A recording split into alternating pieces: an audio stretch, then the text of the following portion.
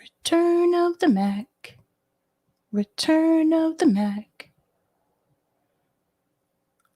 Here I go.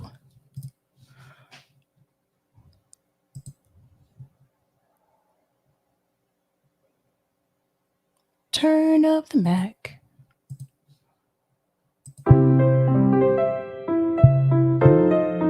Doobie-doobie-doo.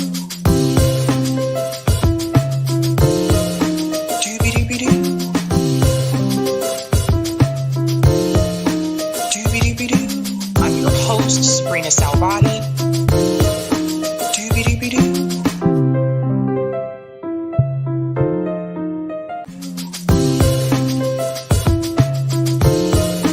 Doobie-doobie-doo. Doobie-doobie-doo. I'm your host, Sabrina Salvati. Doobie-doobie-doo.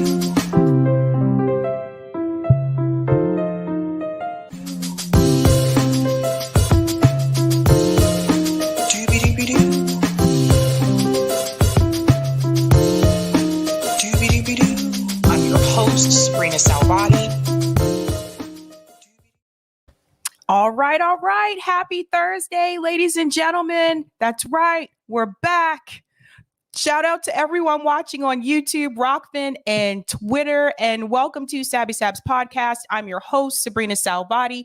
If you are new, I want to let you know that Sabby Sabs podcast is a part of Revolutionary Blackout Network. You can catch me there on Tuesdays, Thursdays, and Fridays. And you can catch me here Mondays, Tuesdays, Thursdays, and Fridays. I want to give a quick shout out to people in the chat. It's almost Friday. You guys know how I feel about Friday. It's almost that time. Shout out to AJF says, I wish for Roe, Kana, and Bernie.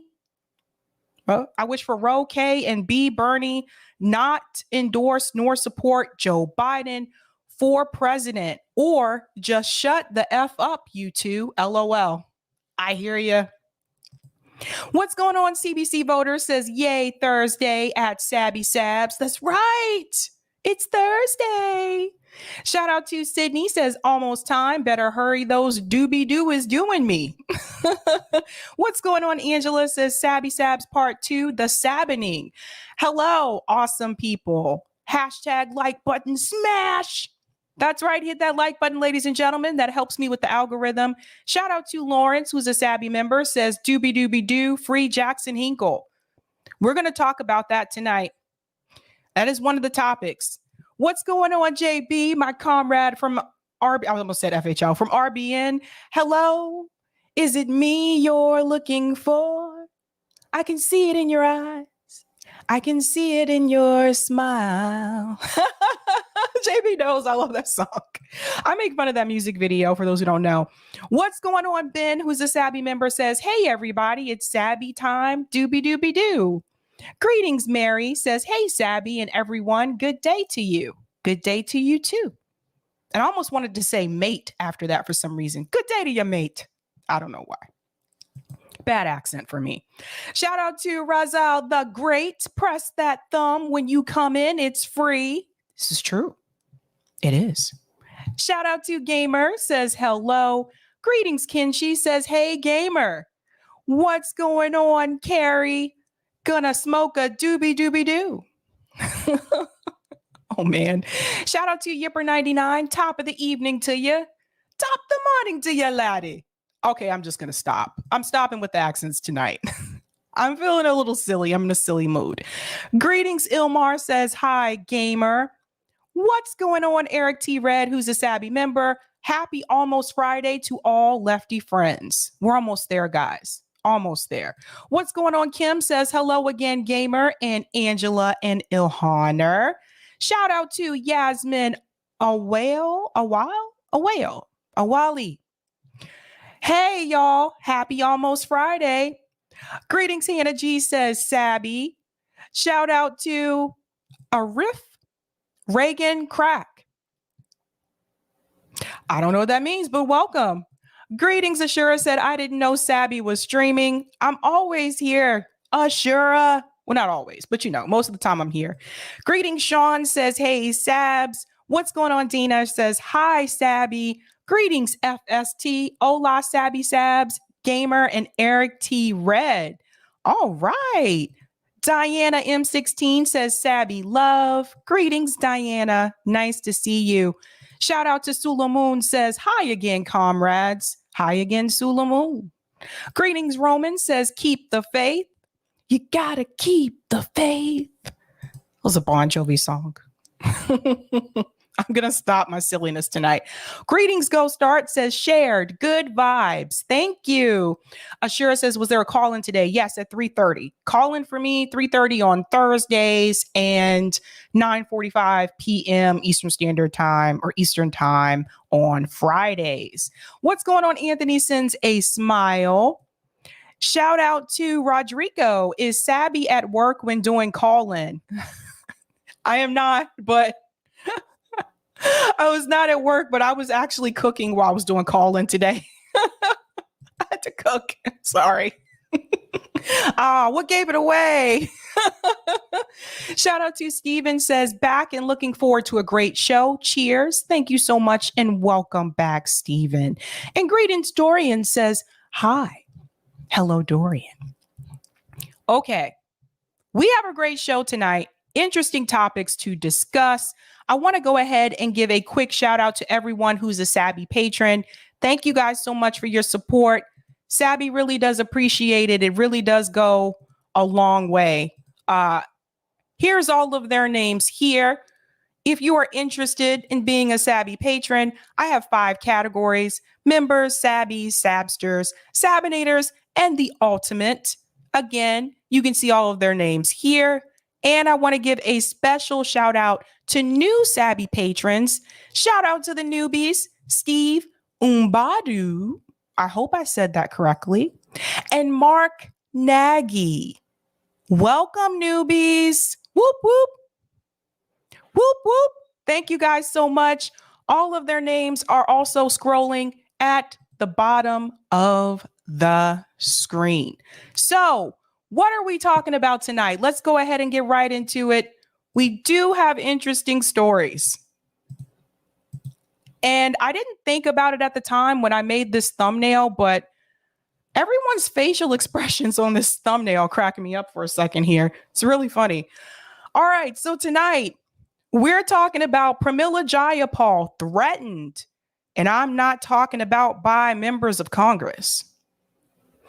Who threatened her and why are they mad at Pramila? So I'm going to get into that story as well as her conversation that she had about electing more Democrats. I'm also going to discuss Jackson Hinkle update. Something else has happened with his channel. I'm going to share that information tonight. I could have picked a better picture of Jackson. This is just bad. Oh boy. Everyone has a cringe face. I could have done better with this. I'm also going to discuss LeBron James retreats. What is he backing away from now? What did he say? And why are people not happy about it? And last but not least, I'm also going to discuss Joe Biden blames us. That's right. It's our fault, ladies and gentlemen. Oh, I can't wait to get into that story. So I'm going to go ahead and get started with the first story, which is Pramila Jayapal threatened. Now, this is actually a serious situation here. So just FYI, this is not some type of clickbait. This is a serious problem. Let's go ahead and get into this. So I actually woke up to this morning. Seattle man faces hate crime charge after he's accused of threatening Representative Pramila Jayapal. Not making this up. So here we go. Let's get into this. A Seattle man faces a hate crime charge after he was accused of yelling racist threats outside the home of Representative Pramila Jayapal while he was packing a handgun. So, Pramila having a tough time. Brett Allen Forsell, 48 years old. He was held in lieu of $500,000 bail after he was arrested in King County near Jayapal's home late Saturday.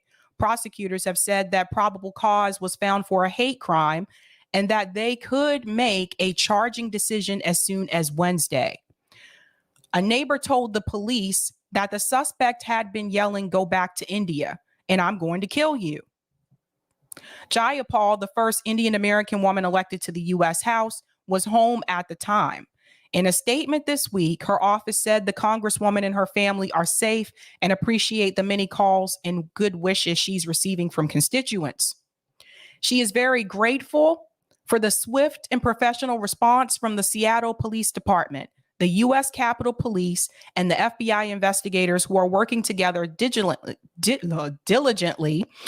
on this investigation and ensuring that she and her family stay safe, because this is an ongoing investigation. She will not be commenting further at this time. So I do want to point out something here.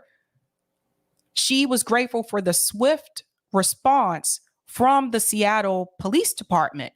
I want to remind you, of course, she's going to get a swift response. She lives in an area where the police are going to respond quickly. If you ever talk to someone who lives in a neighborhood that is poor or low income, actually even working class, ask them how quickly the police respond. Ask Black people in low income neighborhoods how quickly the cops show up when you call them. This is another example of police protecting capital, police protecting wealth. They're going to make sure that they protect her.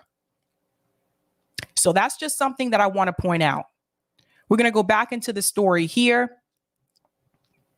Prosecutors said in court filings that Forsell had a .40 caliber handgun holstered on his waist when authorities arrived. Police said they had responded to a call that someone in a vehicle outside Jayapal's home was yelling very obscene language. A witness said the person may have shot a pellet gun, but unsure. Police said Forsell acknowledged that he knew who lived at the residence and wanted to pitch a tent on their property.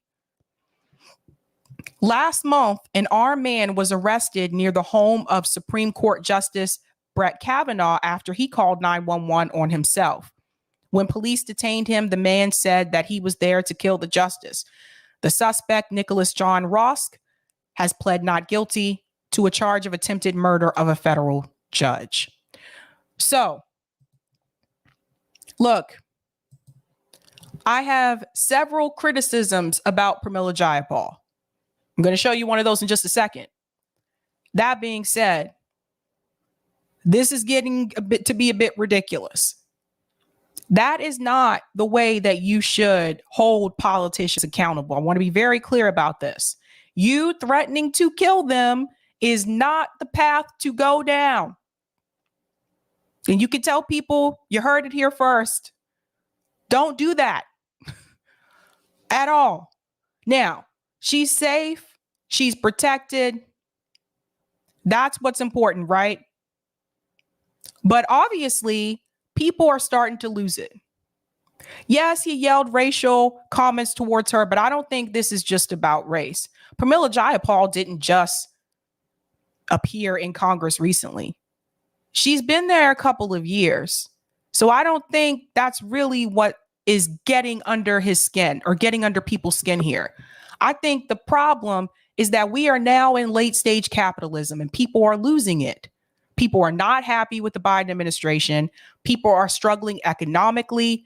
And you know what happens? People start to lose their shit. And I think that's what's happening right now. Obviously, whoever this person was, they probably live in her district and they're probably not happy with the job that she's been doing in Congress recently. So just something to think about, but don't go down that road. Now, recently, Pramila Jayapal had an interview. Case Study QB, thank you so much for clipping this. She's talking about Roe v. Wade and what we need to do to make sure that women's rights are protected. Now, Aside from the threat that she got earlier today, this right here, everything you're going to hear her say, this is classic Pramila Jayapal. Listen to this. We noted as we turn now to abortion rights, with the president signing that executive order Friday aiming to protect access to abortion medication, also emergency contraception. But yesterday, as I'm sure you saw, the activists were really present outside the White House. They were demanding more action from the federal government.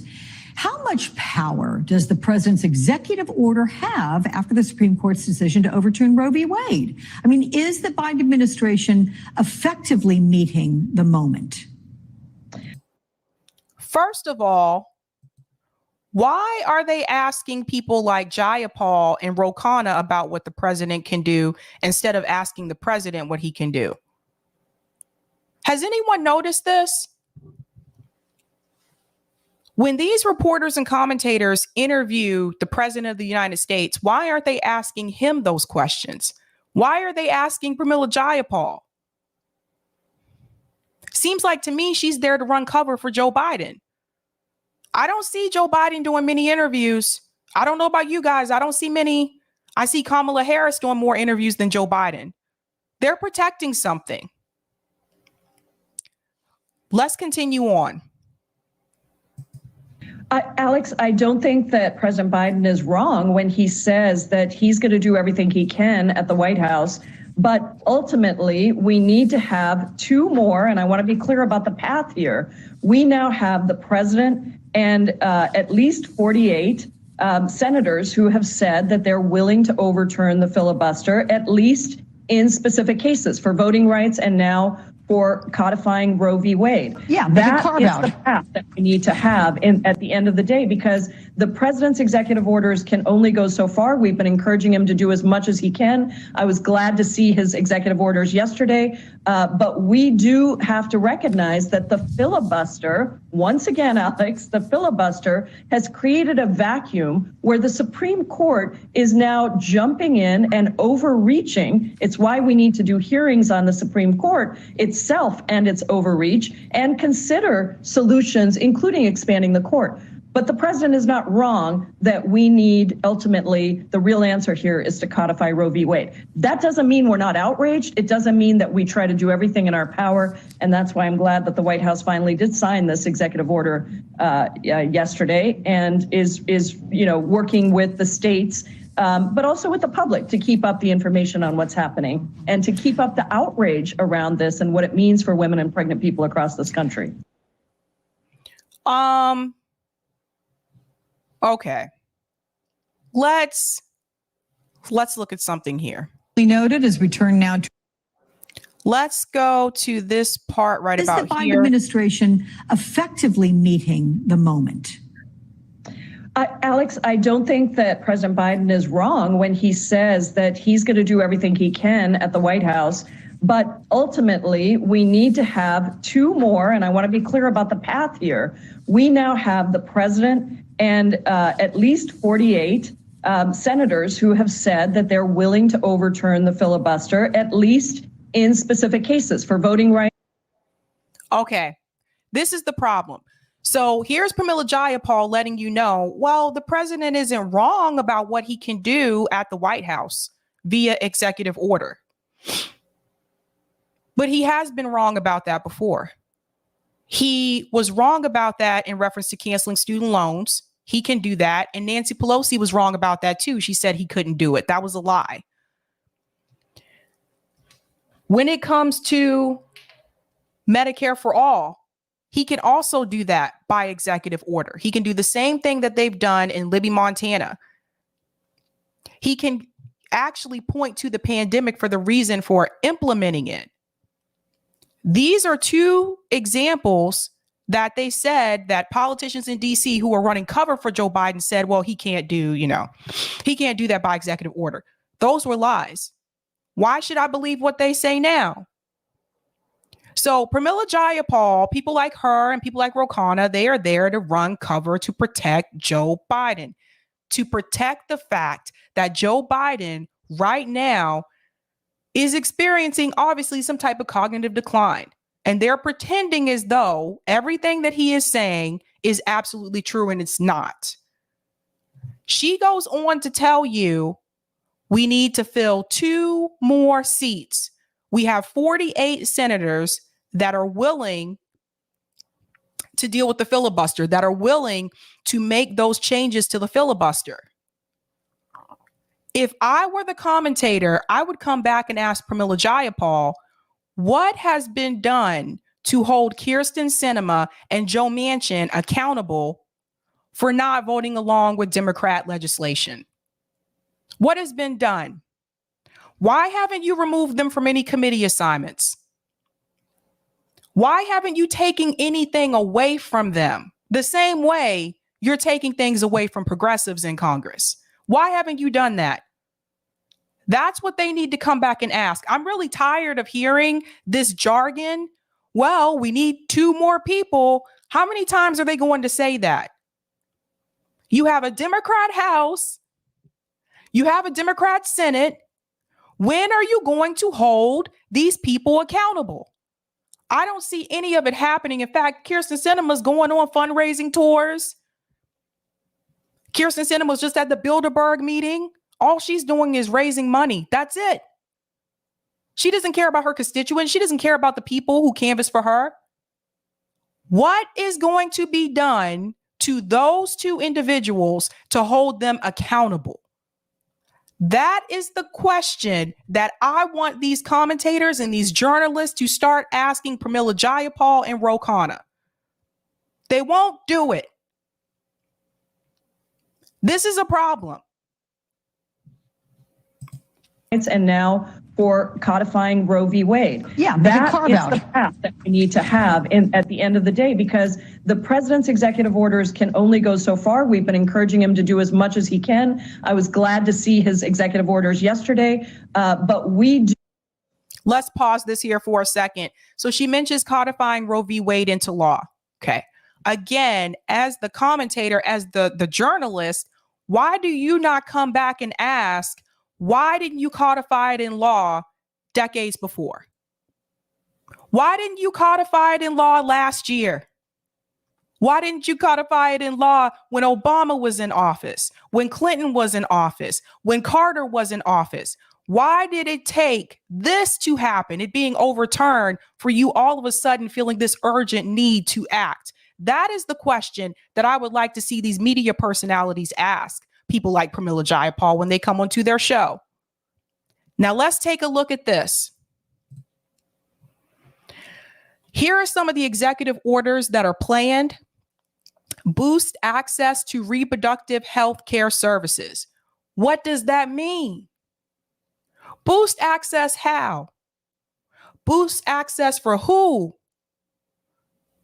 How is that going to be done? How are you going to do it? Does that mean that you're going to expand healthcare in this country? You're going to expand Obamacare? You said you were going to do some type of expansion. Is that what that means? Or is this just something else? Ask these questions. Number 2, protects access to emergency medical care and family planning services. What do you mean by access? What does this mean? They don't break this down for you at all. This is vague to me. 3, promotes patient privacy and access to accurate information. Promotes? What? Like promoting something and actually implementing a policy are 2 different things. Guys, I want you to pay attention to the vocabulary here. This is a way that they can point back and say, well, we didn't guarantee that we were actually going to do. We didn't say we were going to do that. That's not exactly what we said. Look at these words. Access, promotes. Number 4, coordinates federal efforts to protect reproductive rights. Coordinates federal efforts. Are you going to protect it or not? Thank you, Lawrence. These are weak ass executive orders. This is not strong. Honestly, this looks like something I would see on someone's resume. These are the words you use on resumes: access, promotes, coordinates. Come on. This is vague. Just because you coordinate something with someone, that doesn't mean that those reproductive rights are going to be protected. Come on. Get out of here. What did you say, M-Laws? Is that actual wording? That's so dumb. It's just, this is how they protect themselves. They can just point back to this and say, well, we didn't say we would make the federal government do it. We said that we would coordinate efforts. Shouldn't you have been doing that all along? How is that an executive order? Do have to recognize that the filibuster, once again, Alex, the filibuster has created a vacuum where the Supreme Court is now jumping in and overreaching. It's why we need to do hearings on the Supreme Court itself and its overreach. And we need to do hearings on the Supreme Court itself and its overreach. What the hell have you been doing all this time? All this time that you guys have been in office, what have you been doing? Why do you have to wait to react? Why do you have to wait for something to happen and then react to it? Why aren't you being proactive? Consider solutions, including expanding the court. But the president is not wrong that we need, ultimately, the real answer here is to codify Roe v. Wade. That doesn't mean we're not outraged. It doesn't. We already know that, Pramila. We already know you need to codify Roe v. Wade. Telling me this don't change anything. You knew that for years. Joe Biden could have tried to do this last year. Mean that we try to do everything in our power, and that's why I'm glad that the White House finally did sign this executive order yesterday, and is working with the states, but also with the public to keep up the information on what's happening and to keep. Get that weak list of executive orders out of here. Get it out. No detail. They love to use this word access, by the way.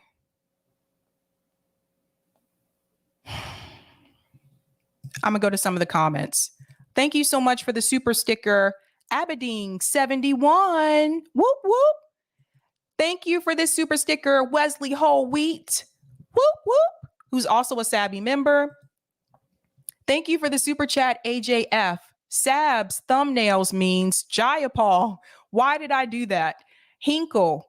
Help me. LeBron, vote blue, LOL. What the F? No. Biden, what did I say again? Bam. I like that. That does go with the thumbnail. Thank you so much for the super chat. That's pretty cool. Lauren says this president is more like a consultant offering suggestions rather than acting as a leader.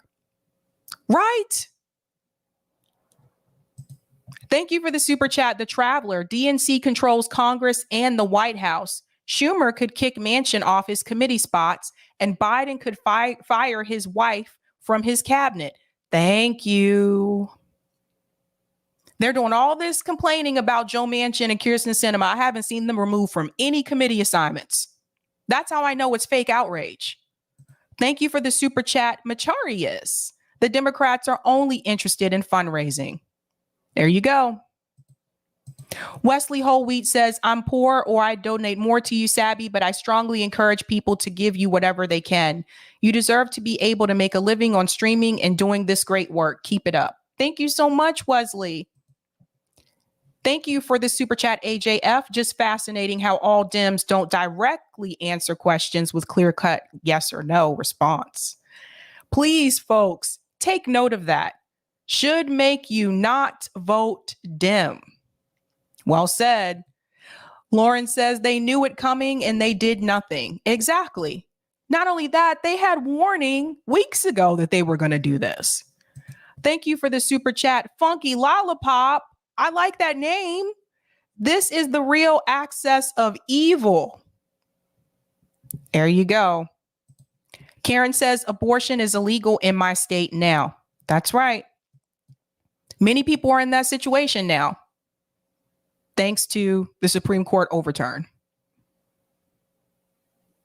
Pramila Jayapal told you she wants to be very clear about the plan, the pathway, which is that, well, we need to put 2 more Dems in. None of them question about the weak ones that they have now. It's crazy. I can't even make it up anymore. Enough of the Jayapal. We are moving on to this story with Jackson Hinkle. So I think it was last week, it might have been Friday, when I talked about this, that Jackson Hinkle actually was suspended from YouTube, had a 7-day ban. He talked about it on his show. He talked about it on Twitter. That was Friday, I believe I covered that story. Well, the other day, I noticed something, and I want to show you this. This was brought to my attention, I think it was late Tuesday night. Someone told me to look at Jackson Hinkle's channel, and I was like, okay. So I went there, and this is what I saw. All of a sudden, his videos were gone, except for the one where he talked about his suspension and that his channel was permanently demonetized. If you were to click on videos, same thing. I noticed all the videos were gone. So I was like, what happened? So at that point in time, I thought that YouTube must have came back and removed his videos. But then I thought, why would they remove all of them? Because I know he's done a lot of coverage on Russia, Ukraine, but a lot of his videos from last year wasn't about that. So I didn't understand why all the videos were gone. And then someone showed me this, and I didn't realize this at the time. So let me go ahead and share this tweet. I don't know if this is the right one, actually. Hold on. No, that's not the right one. That's not you, Eric. That's me. Sorry, that was the one about him being permanently demonetized. There was another one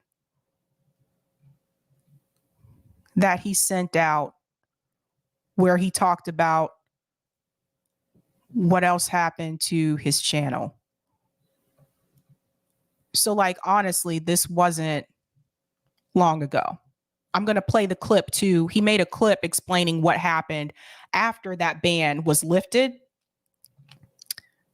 All right, Jackson, you tweet a lot. I don't know if I'm going to find this. I don't know if I'm going to find it. Let me go one more. Here we go. It's this one. So I was directed to this tweet here, and Jackson Hinkle posted this. My first video back is now live on Rumble, and I discuss why I was suspended from YouTube again, where you'll find my future live stream videos and how you can support my work. Long story short, we got a little too based for the Biden-controlled censors. So Jackson Hinkle, apparently, after that 7-day ban was lifted, he got suspended again. That's why this video called Censored is on Rumble, but not on YouTube. So let's look at part of the clip that he posted on Rumble. And there's something else that happened too.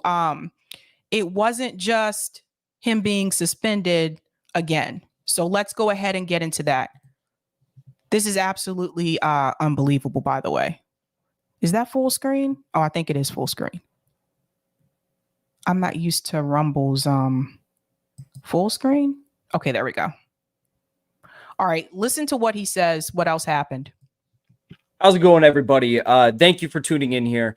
First, I want to say, watch this full video because I got some big announcements, some new things that you guys are going to want to know and are very important if you like following my work. So just watch the full video, okay?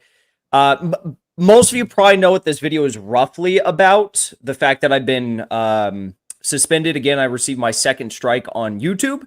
But I want to get into some of the details about that and then where you're going to be able to follow me moving forward, because YouTube is not, they don't like the First Amendment. They don't like free speech, and they really don't like it when the State Department starts breathing down their neck about people like myself and other YouTubers like the Duran, you know, who they received Alex and Alexander received a strike today as well. Okay. So let's get into it. All right. So today, just after finishing my sentence of a 7-day YouTube ban, because I was talking about the Ukraine war in a way that Victoria Nuland would not approve, I woke up and I was like, oh, you know, today's going to be a good day. Let's make today a good day. Sure, I just served a 7-day YouTube ban. And sure, on day 4 of that YouTube ban, I received an email from YouTube saying my account had been permanently demonetized, meaning 80-90% of my income had just been stripped away in a flash. But I was like, okay, well, today's, you know, I can upload again. I can go live again. So let's get back into it. Let's cover the news. I wanted to talk about the Dutch farmers. I wanted to talk about what's going on with that. I want to talk about Ukraine. I want to talk about China. I want to talk about all this stuff, right? Right, because I do want to remind you guys, while he was suspended those 7 days, all those things happened. All the stories that you've seen me cover about the farmers, about Sri Lanka, about all the stuff that's going on overseas in Europe right now. By the way, Prime Minister of Italy also I see is stepping down. All of those things happened while he was suspended. So he couldn't talk about it on YouTube. So that was basically going to be a chance for him to catch up on all the news once that ban was lifted. But then he got this.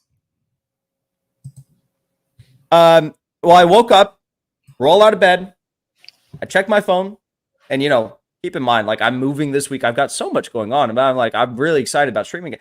I checked my phone and said, oh, second YouTube strike, 14-day ban.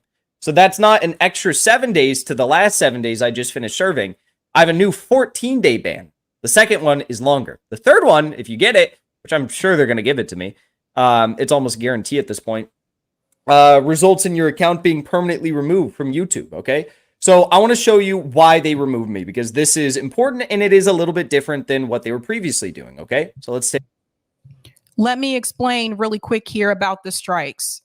Typically, the way it works, if you get one strike, you know, you get your first strike or whatever, you have the option to appeal it. You can do that with the first, second, obviously the third, no. But you can do that with the first or the second one, right? Just because you appeal it doesn't mean they're going to remove it. So if you get stuck with the strike on your channel, that actually, it hurts your channel in the sense that, you know, independent media is already being suppressed. If you get a strike, they're going to suppress you even more. That's how it works. And some people have even been shadow banned. I believe that Frank Analysis channel is shadow banned. And I say that because I'm subscribed to it and I never see it. It never comes up. So that's how it works with the strikes. When Jackson is telling you here that once he got that second one, he knew it was pretty much inevitable that he was going to get a third. That's right. Because what they will do now, if you got two, all they got to do is go back to another video, right? Oh, let's go back to a video you did 4 months ago.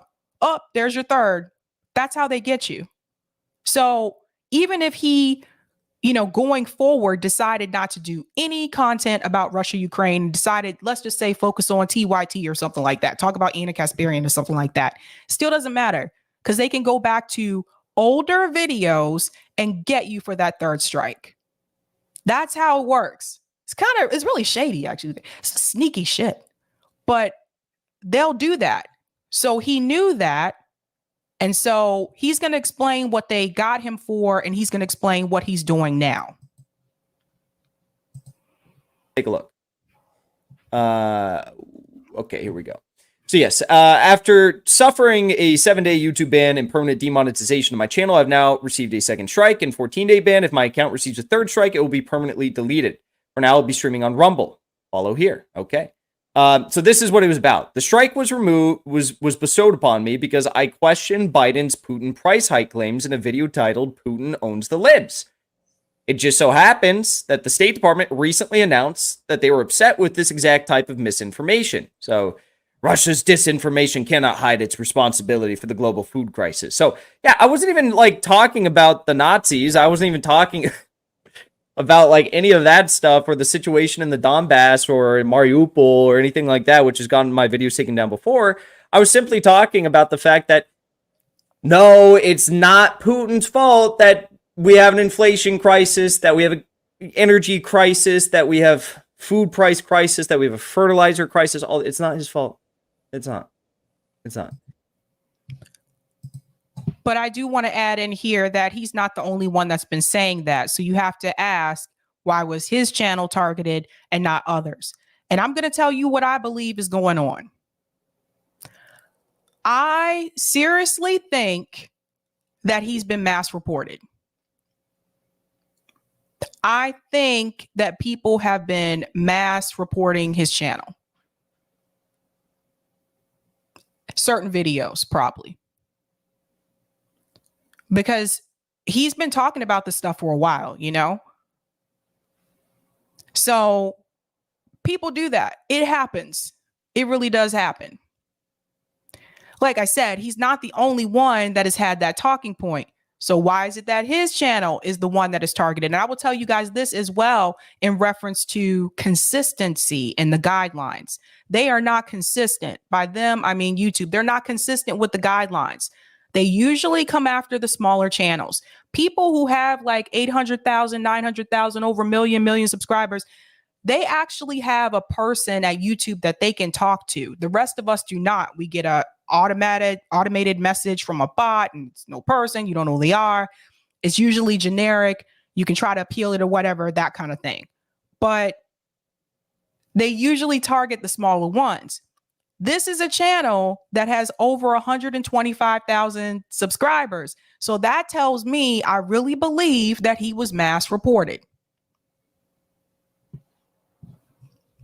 Let's go in. So stop blaming him. And apparently for that, you know, I got taken down. Shout out to Samir Khan for sending me that State Department notification that they were going to start working on censoring those who are putting out misinformation about the very real, very serious Putin price hike. I just, at this point, I can't even say I can't believe it, because of course I believe it. Of course, this is the Biden administration. This is where we're at. This is the State Department. This is the future that liberals wanted. Okay. So anyways, I also announced that I'm going to be streaming here for the time being and uploading my videos here for the time being. So if you guys miss my content, fear no more. I will be here on Rumble, at least for the next 14 days. I don't really know what I'm going to do. I've considered just deleting all of my old videos, which I don't really want to do because that's like 2 years of my life's work. But that's what happened. He did confirm that later on Twitter. So the reason why those videos aren't there is because he did remove those videos. I guess to, you know, save his channel. Because the thing is, like I said, if even when he gets out of this 14-day suspension, let's say going forward, he decides not to talk about that subject at all. It doesn't matter. If the older videos are still there, they can always go back and ping one of those old videos. So I believe that's why he took those videos down. Fortunately for him, he had backup. Like, this is why it's good to be on multiple platforms. He was on Rockfin also. He's also on Rumble. So if you still want to see those videos, you can go to those platforms to see those videos. But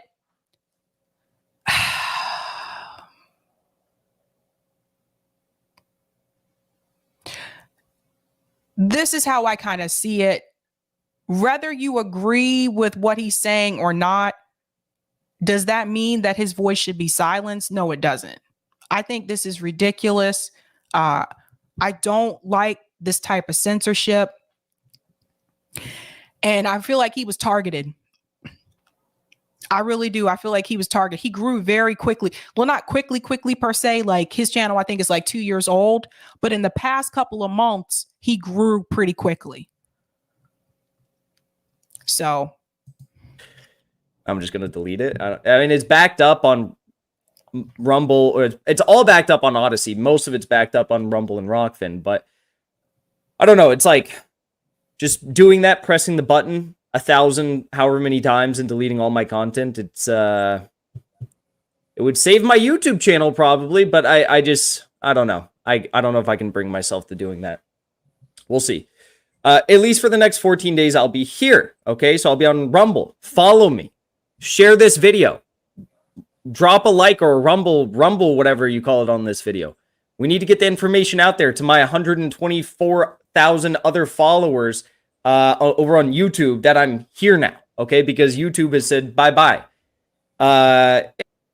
So pass that information on to other people who are not aware. So even this video clip I'm showing you right now, this is only available on Rumble. It's not on YouTube. Well, it might be on Rockfin too. Actually, no, did he stream this only on Rumble? Anyway, to find this clip, go to Rumble. But yeah, I mean, it kind of sucks. I mean, I heard he's doing pretty well on Rumble, so that's really good. But it sucks when you have 125,000. You got those subs on YouTube, because then it puts pressure on you. You have to move all those people from YouTube over to Rumble, and not everybody wants to use Rumble, and not everybody wants to use Rockfin. And I hear from you guys like often, you guys don't like some of the other platforms. You know, I think he's also on Odyssey as well. But that's what happened with him. It's really crazy because it was just Friday I talked about his channel being demonetized, and then he got like a second strike. So what's that, Eric? I don't think Jackson is on Rockfin. He used to be. I don't know if he took that down. He used to be on there. I don't know. But if you want to see him, you're going to have to go to Rumble and locals and things like that, because that's why if you go to his channel now, you don't see the videos. So I figured I'd cover this because number one, it's about censorship, but also because a lot of people were pinging me, asking me what happened to Jackson Hinkle's videos. And I was like, I don't know. And, you know, it's interesting. It's interesting. People come to me for questions about people. And I'm just like, I don't know. Like half the time I don't know. But you know, more people are talking about this. People did give him, you know, shout outs about it, which I think was great to let people know. How do I get out of the? Oh, okay. To let more people know what's going on. Like I said, whether you like Jackson Hinkle or not, I think it should be covered. And apparently, believe it or not, but Breaking Points thinks so as well. Listen to this clip. Now, this was surprising.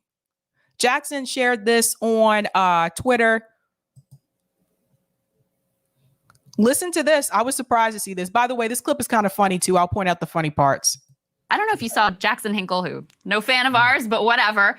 His YouTube channel was completely demonetized. Really? Because of what he says on Ukraine and on Russia. Wow. So permanently demonetized on YouTube because of what he says on Ukraine and Russia. Noam Chomsky has a bunch of quotes about how this is the worst censorship and manufacturing of consent that he's ever seen. And one thing that he points to is the fact that, you know, you're not even allowed, and this is the official policy of YouTube and a lot of other platforms, you're not even allowed to hear what the Russian media is saying and what Putin is saying outside of the pieces that the Western media finds to be useful for their own propaganda. So it is incredibly dangerous, even to just question like, hey guys, how about some diplomacy? Wouldn't that be good to actually try to end this war? To question the Biden administration and you know, their strategy along with the UK is extraordinarily dangerous and very fraught, even in circles that are supposedly anti-war. So what's funny about this, and like, you know, I'm glad that they mentioned it because Crystal acknowledged in the beginning, she's like, no fan of ours. So she let you know, she knows that Jackson Hinkle does not really care for the talking points on Breaking Points. But what's funny, watch Sagar's reaction. Watch this. I don't know if you saw Jackson Hinkle, who no fan of ours, but whatever. His YouTube.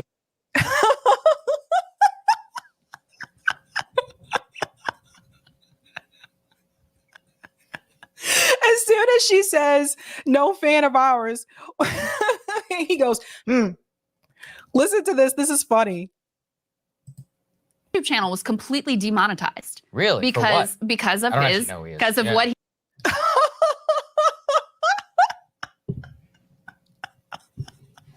he said LPA film. He said, really? For what? I don't even know who that is. I'm pretty sure you're working with Crystal. I'm pretty sure if Crystal knows who that is, I'm pretty sure you know who that is. Come on, Sagar. Come on. Now watch him reach for the cup. Watch. he says on Ukraine and on Russia. Wow. So permanently.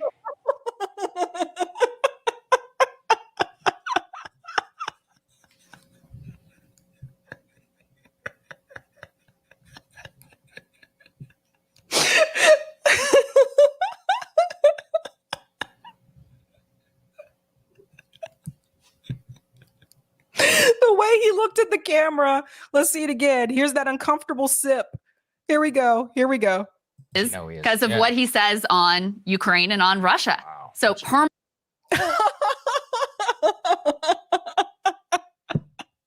He said, wow.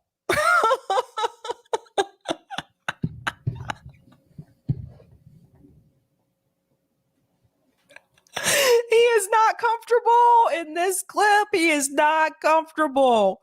Watch the body language. Let me turn it down a little bit. It's kind of loud. Watch the body language. permanently demonetized on YouTube because of what he says on Ukraine and Russia. Noam Chomsky has a bunch of quotes about how this is the worst censorship and manufacturing of consent that he's just bobbing his head. He's like, yeah, okay, whatever. And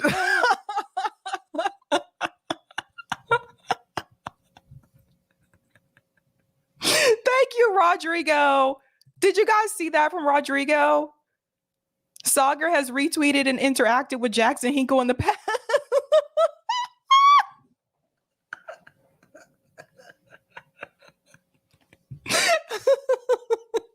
I'm sorry, but it was funny. That part was funny. Like, oh, wow. I have no idea who that is. Yes, you do. Right, Pat? That was funny. I'm sorry. But one thing I will say is that this isn't the first time that this has happened. I do remember last year, this exact same thing happened to Frank Analysis, Convo Couch, MCSE, that entire network. So that was included Nico. That also included Jamal Thomas. And it also included, not the network, but also Hardlands Media. They all got hit with that at once. Same day, same time. I don't know if everyone remembers this, but it was last year. And what they found that they all had in common is that they talked about what happened last January. You guys know what I'm talking about. So Hard Lens was able to appeal theirs and to get their monetization back. I think Jamal Thomas got his back for Progressive Soapbox too. I'm not 100% sure, but I think his was fixed. But the others, it wasn't. Frank Analysis, Franco, had just received his he just became monetized, and then that happened.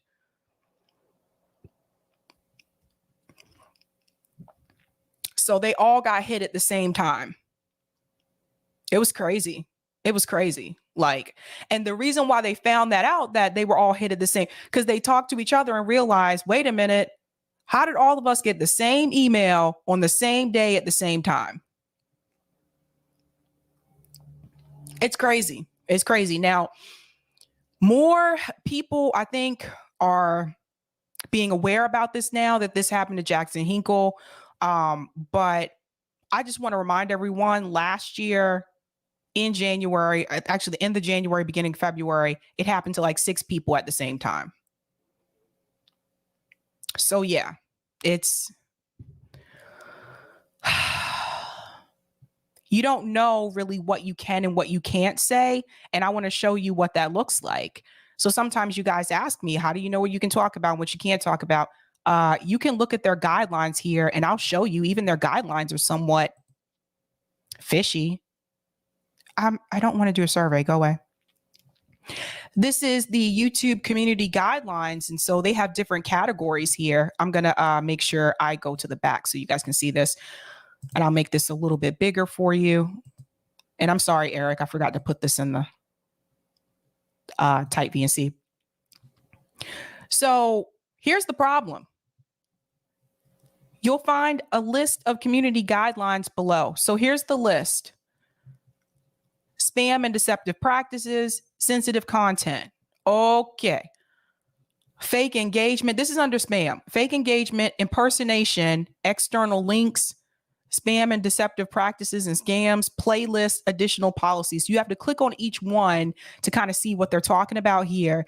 Then when it goes over to sensitive content, child safety, thumbnails, nudity and sexual content, suicide and self-harm, vulgar language is even considered a part of sensitive content. If you go down here, you'll see under violent or dangerous content, harassment, cyberbullying, harmful, but this is vague, okay? Because this has happened to the gray zone and there was no harassment or bullying. So that can mean anything. I don't even think they actually follow this to a T. I think they just pick something and give it to you. Harmful or dangerous content. Okay, what is that? You see what I'm saying? I'll click on one and show you just for a second. Hate speech, violent or criminal organizations, violent or graphic content. And then here under regulated goods, firearms and sale of illegal or regulated goods or services. If you scroll down here, this is the one that's been getting a lot of people, is the misinformation. Elections, the pandemic, and the jab. But like I said, they're not consistent because there are other larger channels that talk about this stuff all the time and their videos aren't removed. They don't go after the channels that make them a lot of money. That's the catcher. They go after the ones that don't make them as much money. So I'll click on one of these just to show you what I mean when I say it's usually kind of vague. Let's go to this harassment one. Let me unshare that. Let me share this one. Doop, doop, doop, doop, doop. So I clicked on that harassment one. And then what happens is once you click onto it, then they want you to watch this video, which I'm not going to play on here because it's probably copyright.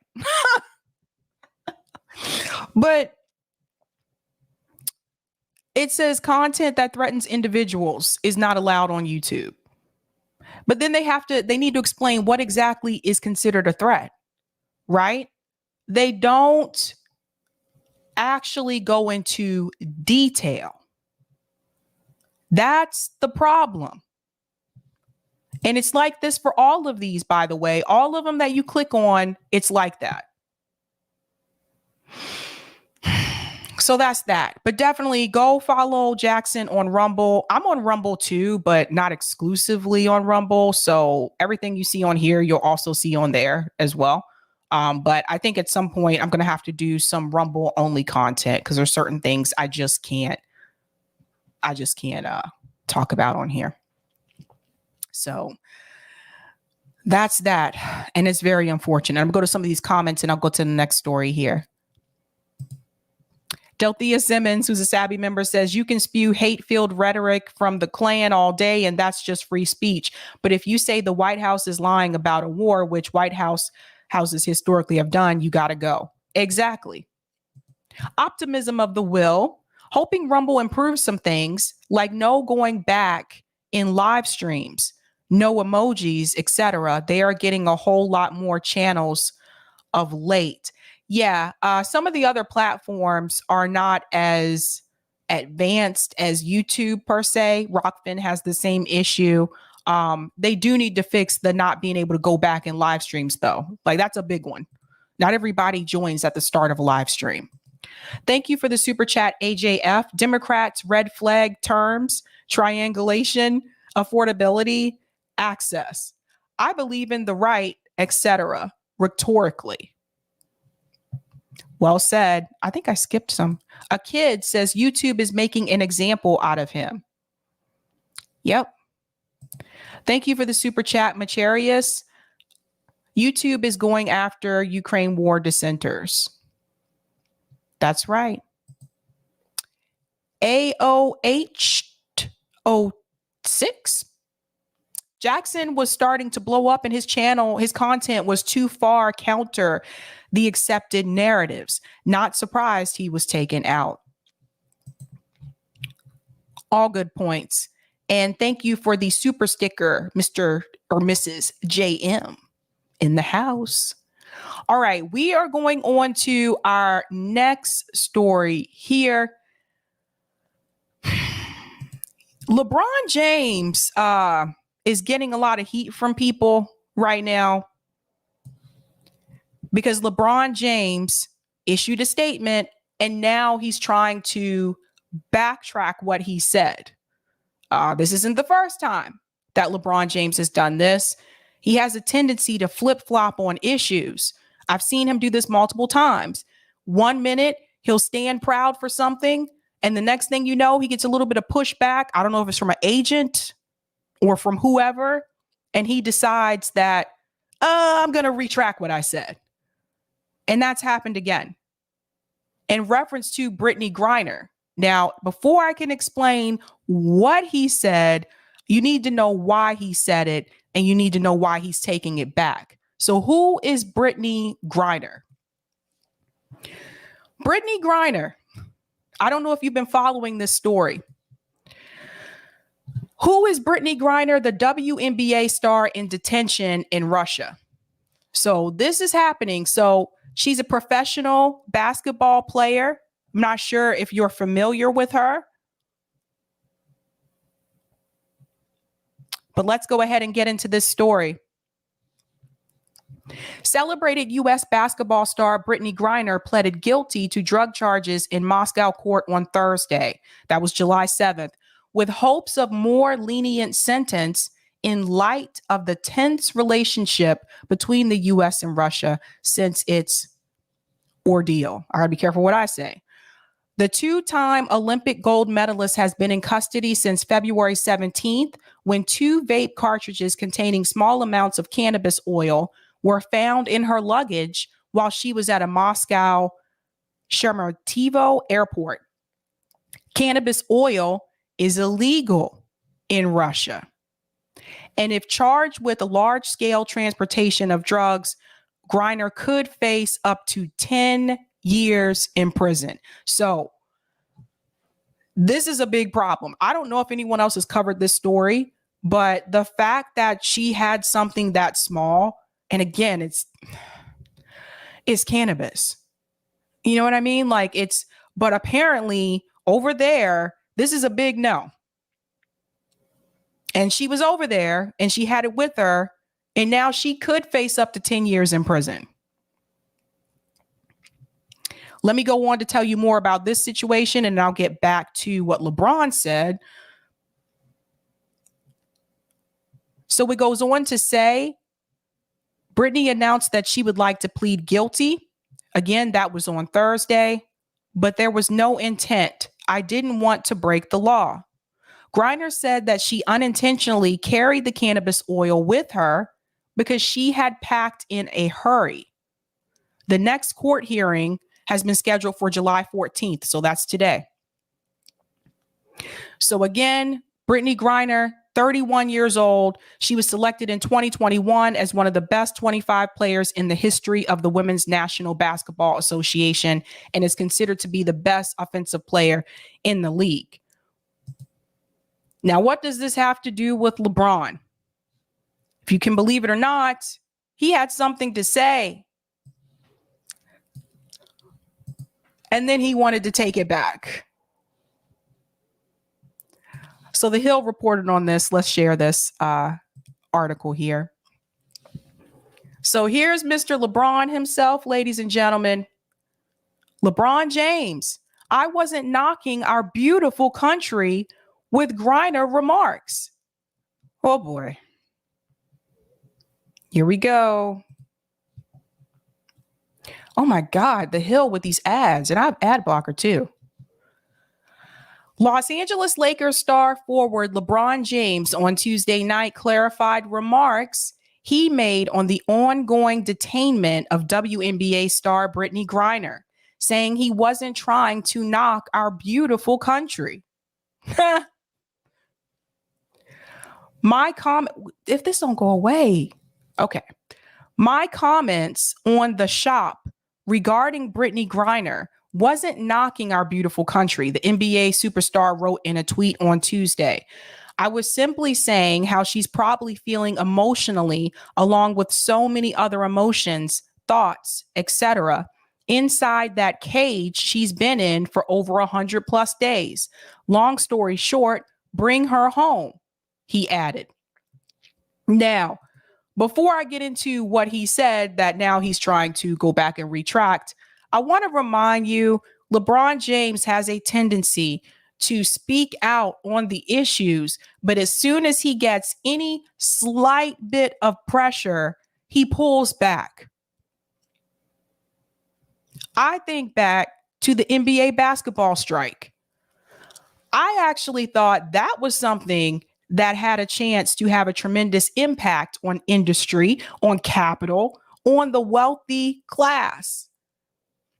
Because the basketball players, that was their opportunity to say, wait a minute, there's more of us than you. You may own the damn team, but if you don't have any players, you have no team. I thought that was smart. I thought it was well calculated. And of course, Obama gave in his 2 cents, and just like that, they pulled back. Just like that. And this is why I tell people that you can't rely on celebrities. You can't rely on professional athletes, not like you could back in the day. We don't have Muhammad Ali. We don't have that. Back in the day, Muhammad Ali, yeah, he spoke out. He didn't care if it ruined his image or his reputation. Things were different back then. We don't have that today. People are afraid to speak up because they're afraid it's going to mess up some endorsements that they have. They're afraid it's going to ruin their brand. Now, let me show you what he said before he changed his mind.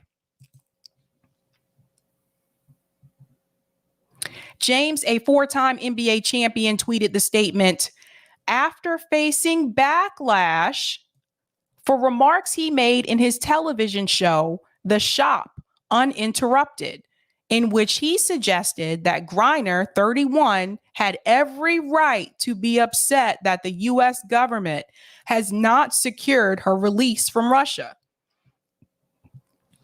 He went on to say, now, how could she feel like America has her back?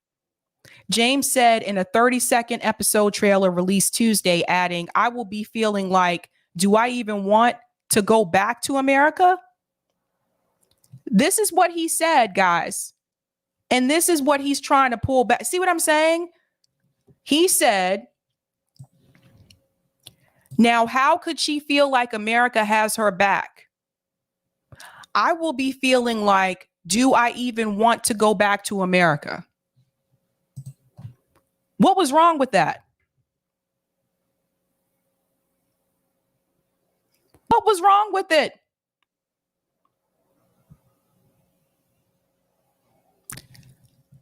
Little bit of pushback that he received, and now he's coming back and he's saying, I wasn't knocking our beautiful country.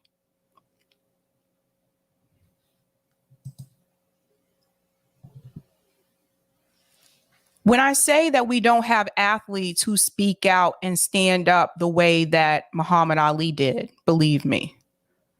Do you think Muhammad Ali would have came back and said, I wasn't knocking our beautiful country? No. Because Muhammad Ali didn't think America was a beautiful country to begin with. Muhammad Ali criticized the U.S. government for wanting to send black troops to Vietnam, but didn't want to give them freedoms right here in their own country. wanting to send them to go to another country and die and fight for a country that doesn't even want to give you any kind of freedom or rights here. Muhammad Ali spoke up about that. That's the difference. Now you have these professional athletes. They have all these endorsements. They basically become a brand. There's video games made of their image. It's all about what they are on the side instead of what they can do on the basketball court. For a lot of them, they make more money with these endorsements. Back then, it was different. So we don't have it. We don't have like a revolutionary NBA player. And the ones we had, they're gone. They quit. They don't play basketball anymore. Football's different, though. Look how everybody treated Colin Kaepernick when he stood up.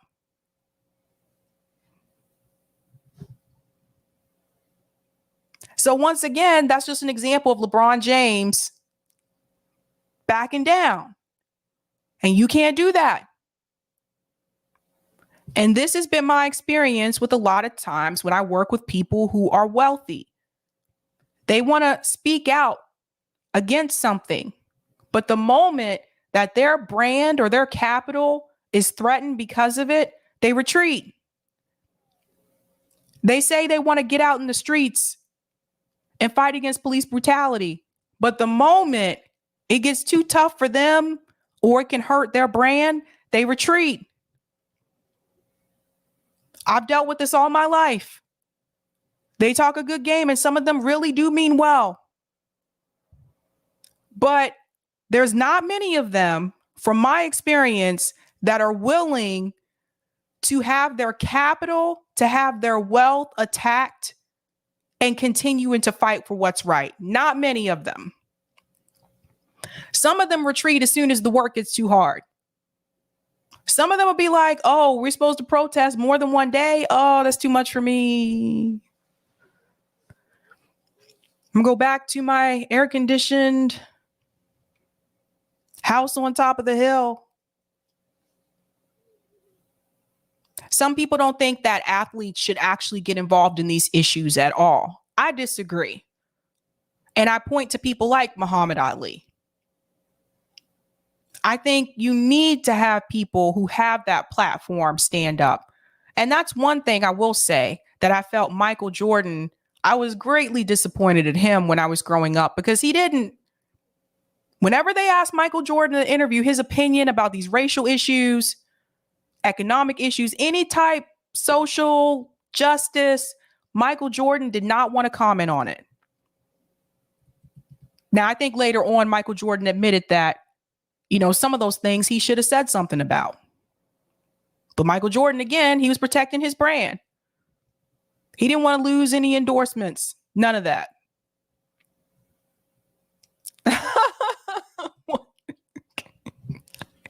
Gamer said the new Space Jam was trash. Okay. I don't know what to say. I don't know what to say that I didn't see the new Space Jam. But we need people who are going to be willing to stick their neck out and keep it there. We don't need people that are going to speak their mind, and the moment that they get any type of pushback, especially on Twitter, any type of pushback, they run and they retreat. We don't need that. We need fighters. So that's my take on that. I know I don't usually talk about basketball on here, but I thought that was a interesting story to cover. I'm going to get to some of these comments and I'll go to the next story. Sebastian, again, the U.S. won't go after Israel for killing an American journalist. I wouldn't think that they can protect her. Oh, good point. Thanks for the super chat, KDK7. Weird. U.S. state media censoring views critical of a war the U.S. isn't even involved in. LOL. Interesting. She's Black says LeBron will be campaigning for Biden in 4 years. Right? Delthea Simmons, LeBron has a lot of hands in his pocket. I Oh, if they think his words endanger their money, they holler. He then retracts to quiet them. He needs to get those hands out of his pocket and speak and be free. I agree. Yipper99, Ali stood up against imperialism. James can't even say stop killing us. Oh, Yipper99, that is gold. Whew. Dino, LeBron should focus his attention on the 2.5 million prisoners in American gulags, many of whom are incarcerated for minor drug charges. And he's done some good work, like with community. I know he's done good things for like his hometown and stuff like that. But at the same time, like, you can't like throw a punch and run and hide, bro. Can't throw a punch and run and hide. All right, let's get into our final story tonight. And this is about, apparently Joe Biden seems to have a problem with activists. So I'm going to get into that in just a second. I'll go ahead and take that comment you threw up there. Shout out to Delthea Simmons, who's been a Sabby member for 12 months. Keep in mind, this wave of censorship is happening under a Democratic Party controlled White House and Congress, the supposed pro-civil liberties party. That's right. That's right. Okay, let's get into Crazy Joe. Now, Joe has made a statement here about activists. He don't like us too much. So let's go ahead and play this clip here from Morning Joe and try not to scream. All right, we got a lot to talk about here. Meanwhile, the White House is defending the president's response to the Supreme Court ruling on abortion from progressives who say he hasn't done enough. White House Communications Director Kate Bedingfield told the Washington Post, quote, Joe Biden's goal in responding to Dobbs is not to satisfy some activists who have been consistently out of step with the mainstream of the Democratic Party. It's to deliver help to women who are in danger and assemble a broad-based coalition to defend a woman's right to choose.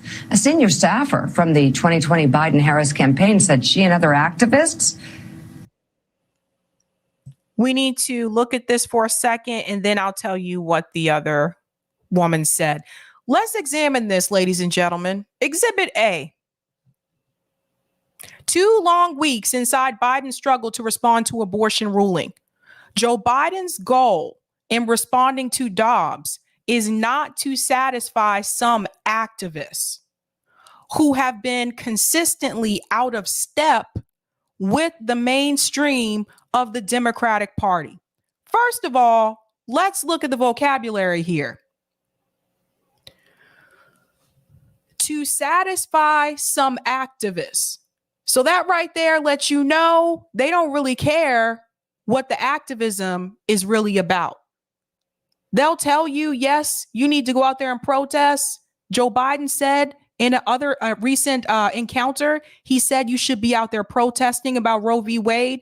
But here's a statement right here letting you know Joe Biden's goal is not to satisfy some activists. I don't like the way they phrase this either. What do you mean, some activists? What's that all about? I don't like this. They go on and say who have been consistently out of step. What? With the mainstream of the Democratic Party. What the hell do you mean out of step? They want us to march to their beat.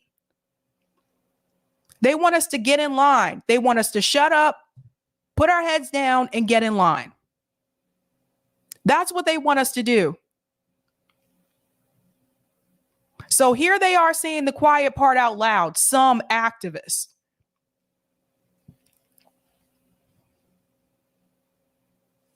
Thank you, LPA Film. I was thinking the same thing. That's like saying you people. You people? Oh, God forbid. How dare you try to please activists? Who are we? Oh, little old me. I'm so sorry. How dare I demand some type of change? That's how they see us. Some activists, people who are not in step with the mainstream Democratic Party.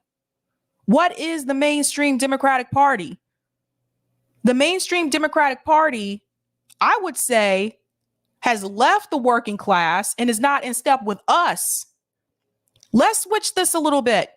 The mainstream Democratic Party is not in step with what the American people want. That's the problem, not the activists who are out there fighting for some kind of change. Let's remember, this is the same guy who said he didn't want his kids to grow up in a racial jungle. This is the type of mentality that Joe Biden has. This is exactly how he sees you. This is how he looks at you, and he looks down on you.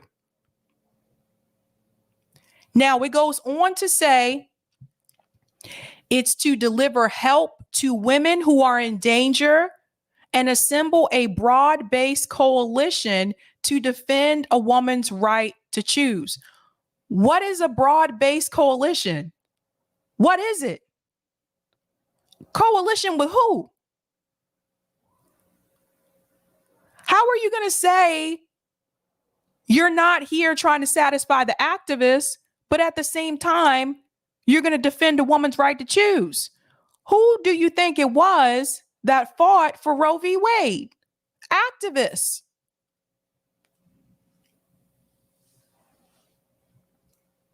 You know, the other Democrat politicians were a little bit better at not saying the quiet part out loud. Obama and Clinton, I felt they were at least able to trick people a little bit. Joe Biden can't even do that. He's letting it all out in the open. Now let's hear what one of those activists had to say. It's to deliver help to women who are in danger and assemble a broad-based coalition to defend a woman's right to choose. A senior staffer from the 2020 Biden-Harris campaign said she and other activists are offended by that statement. These people going into the street saying that we need bodily autonomy, that is the excitement that Democrats need right now ahead of the midterms, and to demonize them and say, you know, they're not mainstream. Well, abortion is a very popular issue in the country, and it goes across Democratic and Republican lines. I think it was an unforced error, and I hope they address it. I'm not sure they will, but I took offense to it, and a lot of people have. And I took offense to it too. And I will tell you this before I go on. I believed, and I said this back then, Joe Biden wants to ramp up the police state because what happened after George Floyd? Because of those George Floyd protests that happened across the country, across the world, he never wants that to happen again. Most of those politicians in DC don't want that to happen again. They don't want the people to rise up.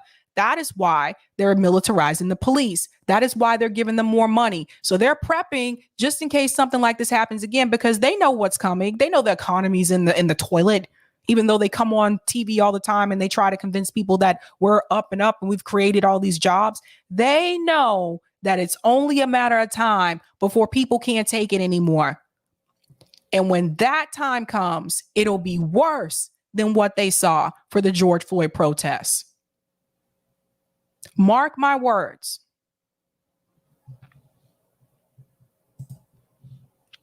So I'm trying to understand what exactly, what can he be doing right now that he's not doing, Joe? Well, that's what the White House is saying in that statement. Yeah. And by the way, I'm sure a lot of thought went into that statement because Jonathan Lemire, as you know, there has been for quite some time, you've had the progressive left in the Democratic Party. And let's just say it right here.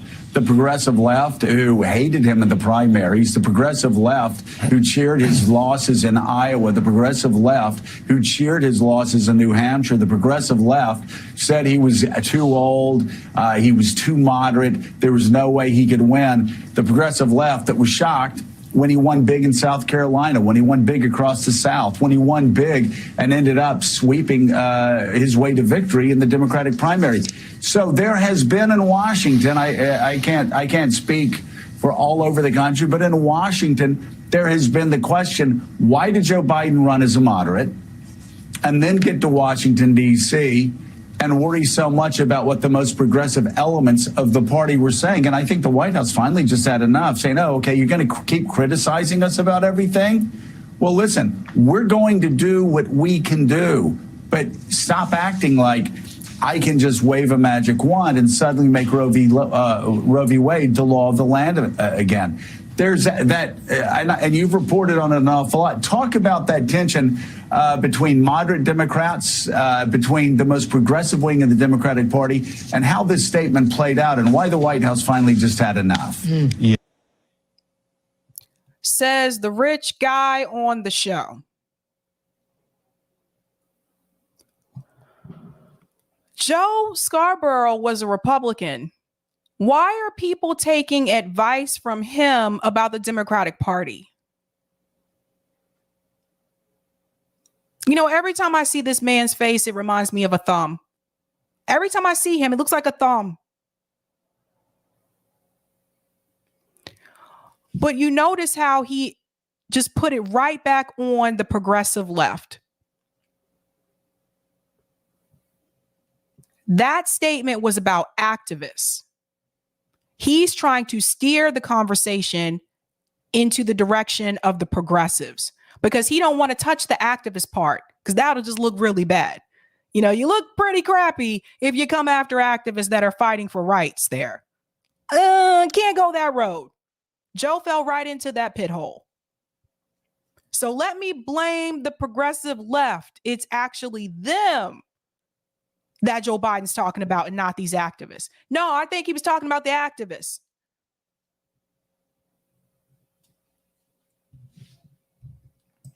Yeah, the progressive left, long time, as you just outlined, not enamored with Joe Biden. But when Biden was elected and they saw this an opportunity to do big things and his agenda, White House aides were pretty blunt about it. They wanted to be FDR. They wanted to be LBJ. And that meant adopting some of these progressive platforms. And not all of them came to be. As we know, part of the president's legislative agenda fell on the rocks, crashed against the rocks last winter.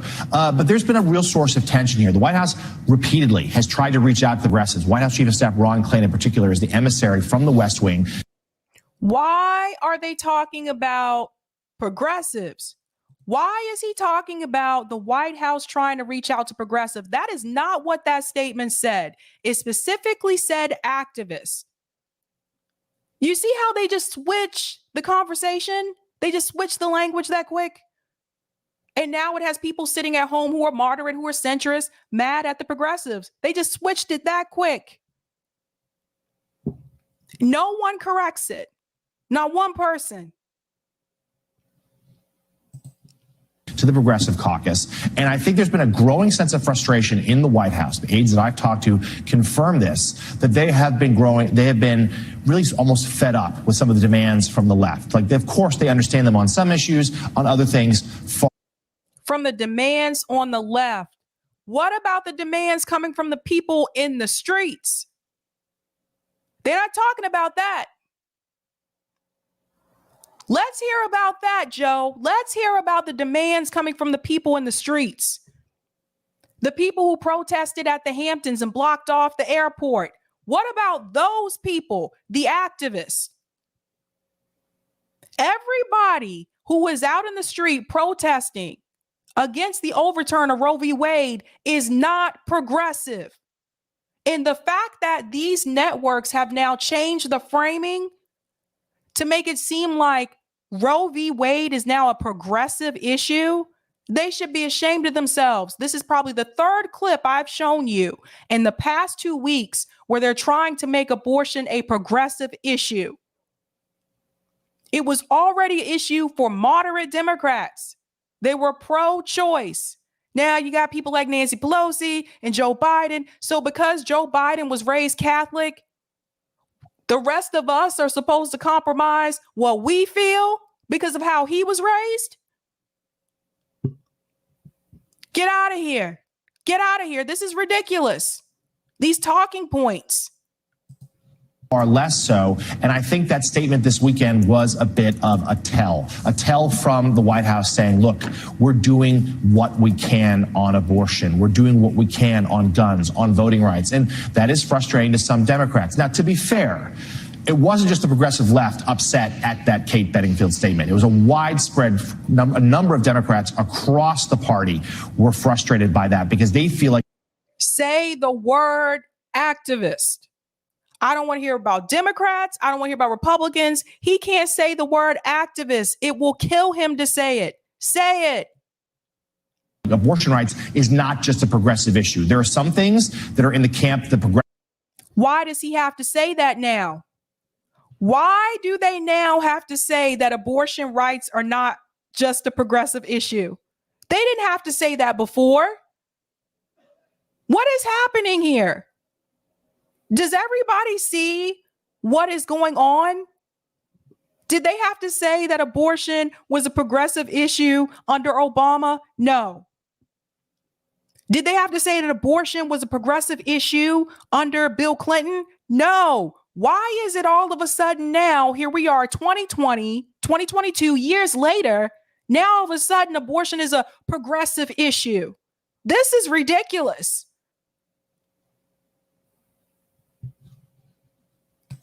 Progressives want more than other Democrats. Abortion rights pretty much has unanimous support across the Democratic Party. And there were a number of Democrats across the spectrum who felt like they were being marginalized by that statement. It'll be interesting to see if the White House says more about that in the days ahead. One that's very careful with their messaging. This one was not well received. But to the broader point, we heard more executive orders from the president on Friday on abortion rights. They're exploring others still, potentially the federal emergency, the health moment.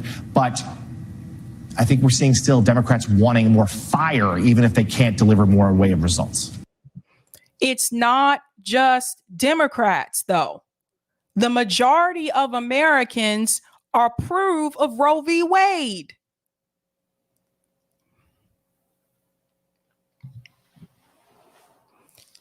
This Morning Joe, out of all the shows on liberal media, this one has to be the worst.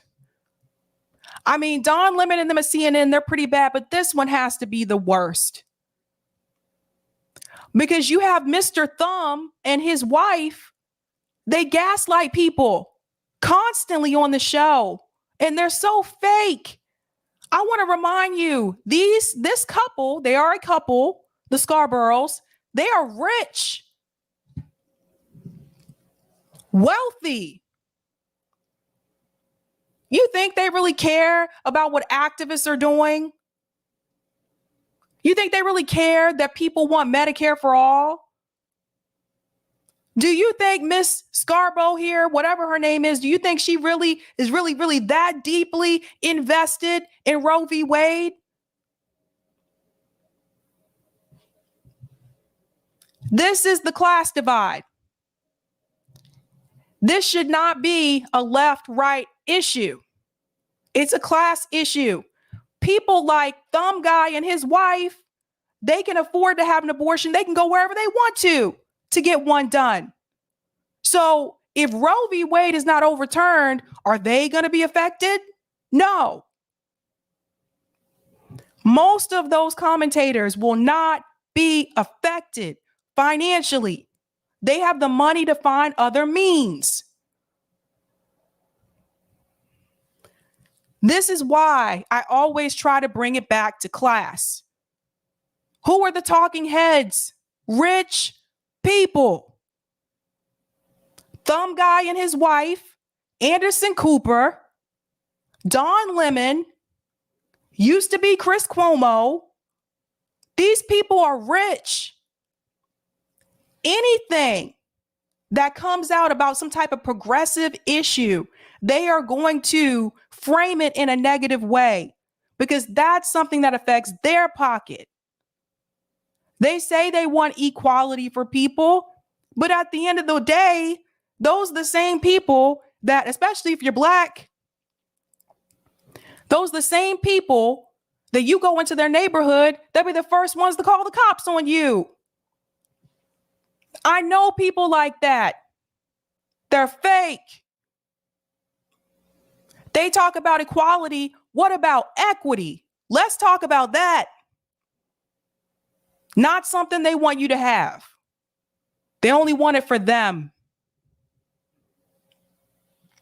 It's a constant problem. That show gets under my skin. It really does. That's why I don't show them that much on here, to be honest. I'm going to go to some of the comments. Thank you for the super chat, AJF. Sab may not want to read this, but folks, look up this. You're right. CIA and special forces, NATO have been training regular and fascist Azov battalion since 2014. U.S. federal government instigated the civil Russia war. I did hear about that before. Thank you so much for that super chat. Delthea Simmons said the majority of Americans want a higher minimum wage and Medicare for all. See, the mainstream Democratic Party is out of step with the people. That's right. They want us to just fall in line. Leroy says they do this every midterm election. Progressives start to complain, but still tell you to vote for their team. They'll get wiped out and blame progressives for why they lost while gaining nothing. LPA film, exactly. I've been yelling this from the top of my lungs. Yep. And before that recession, they know pitchforks are coming and they are preparing. That's right.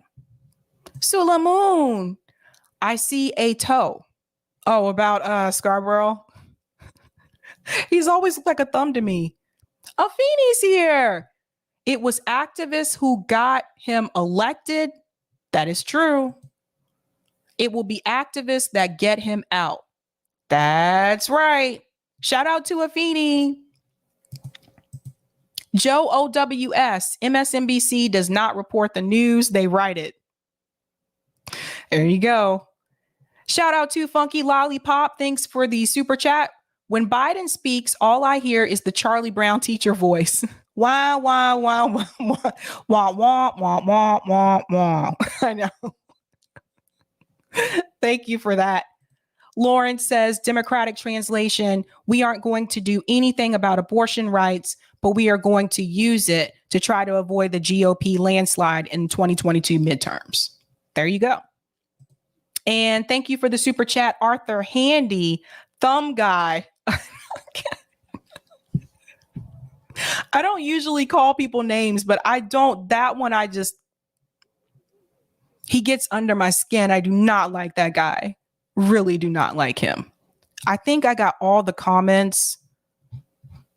All right. I was able to do 4 news stories, 1 hour and 38 minutes, almost 1:30.